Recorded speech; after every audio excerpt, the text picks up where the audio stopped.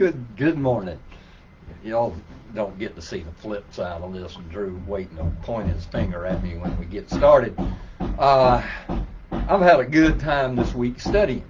And part of that is that I've learned some things that I did not know and gotten a point of view that I did not previously have. And by the way, all that beating and framming is that they're still working on the community commons on the front of the church, and right now they're right on the other side of the wall, which is that's a beautiful noise. It's a noise of progress.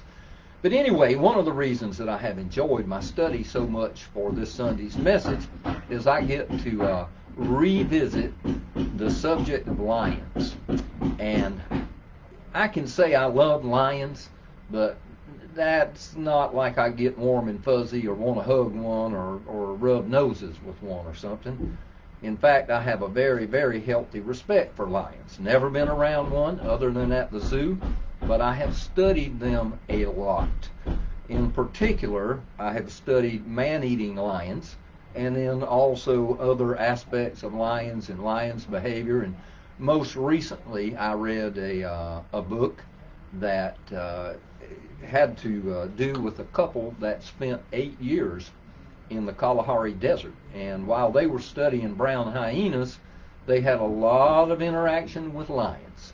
And they loved lions, but they had a healthy respect for them, as we all should. This particular book is one of the ones that I'll be studying on the subject of lions, and it's revisited. You can probably tell it's pretty well worn. I've read it a number of times. It's called Death in the Dark Continent, written by a professional Boana, white hunter, professional hunter, named Peter Hathaway Capstick. And I've read many other sources, including Jim Corbett's account of the man-eaters of Tsavo, which I'll probably make reference to come Sunday. But what I wanted to share with you today, the primary text for Sunday is in Daniel 6. And that's where Daniel's thrown into the lion's den to be eaten by lions. Well, those lions that were kept like that were particularly adept man-eaters, because that's what the king did with people that didn't suit him. It was one of the forms of punishment. It was how he kept the lions fat and sassy. So anyway, Daniel gets thrown in the lion's den for political incorrectness. He worshiped the wrong God. He was supposed to worship the king. The king made an edict that if you didn't worship anybody but him, you would be thrown in the lion's den. And Daniel wasn't going to quit worshiping God, and word got back to the king, and the people who were threatened by Daniel's ability to manage the whole country, really, I say country, the whole kingdom of Persia, they were threatened, and so they set Daniel up to be politically incorrect by worshiping the wrong God, and the king couldn't go back on his word. So very reluctantly, after trying all kind of ways not to throw Daniel in the lion's den, he gave the order, and in the lion's den he went. Now, we don't know how many lions were in there, but it was plural. There was more than one. And so Daniel gets thrown in there. The king can't sleep all night. He comes back the next morning. He's overcome with guilt. He's kept his word, but he's kept his word when he didn't want to keep his word, because he knew Daniel's character, and he knew Daniel was to his he was an asset to Darius the king, as well as his kingdom. He was the top guy, and he was a nice guy. He was one who wished nobody ill will. He just worshiped the wrong God. Well, he couldn't sleep all night. He goes first thing in the morning himself. He didn't send somebody to peek in there and see if Daniel was still there. And he goes down there and he asks, in effect, has your God been able to save you? And Daniel says, yes. He sent an angel of the Lord to close the lions' mouths.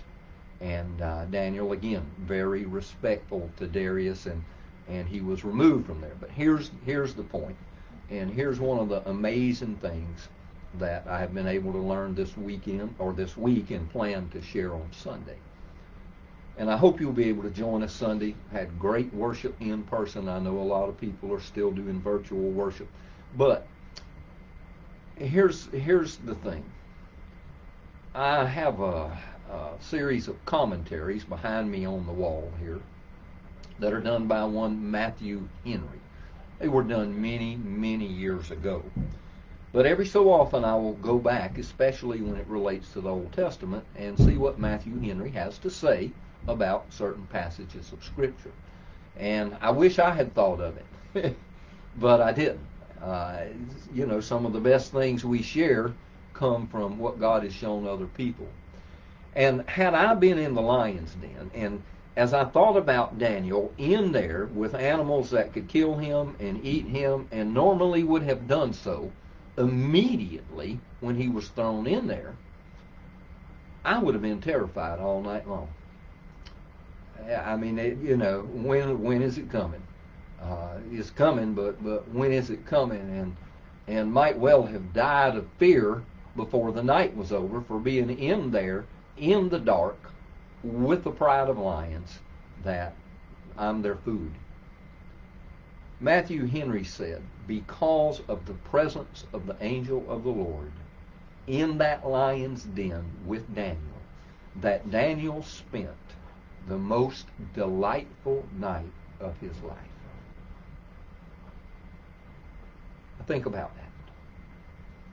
At the worst possible time, in the worst possible place, Daniel had the most delightful night of his life. And you know, I realized that was true. When you've got, as it were, the angel of the Lord sitting right here, and he's got all these big bad cats purring like kittens, and you're able to talk with him and be in his presence, the most delightful night of his life. You know, for a lot of people right now, they're in difficult times. We're in difficult times. But here's what I know. God says, draw near to me, and I'll draw near to you. And when he's near, the lions are not going to devour us.